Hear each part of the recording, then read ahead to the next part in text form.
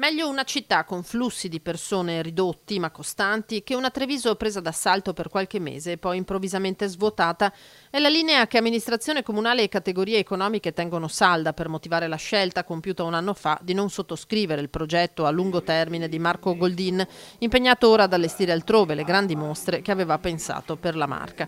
Perché quella decisione è ora sotto accusa. Il capogruppo del Partito Democratico, Stefano Pelloni, parla di occasione straordinaria persa, di scelta del sindaco inspiegabile e dannosa, soprattutto alla luce degli importanti investimenti sul museo di Santa Caterina fatti dalla precedente amministrazione. Da parte sua il vice sindaco Andrea De Checchi commenta con favore l'apertura a Goldin del sindaco Conte, così come quel sibillino mai dire mai pronunciato dal direttore di Linea d'Ombra rispetto a un ritorno in città. Goldin è una persona assolutamente stimata, un ottimo curatore di mostre, bene la disponibilità a rilavorare su Treviso. Ma aggiunge De Checchi, la direzione imboccata è comunque un'altra. La città ha bisogno di vivere di quotidiano, quindi gli interventi che a noi servono per lo sviluppo economico e commerciale della città riguardano molto di più il servizio, quindi riguardano la sosta, riguardano la viabilità, riguardano gli interventi sui commercianti stessi.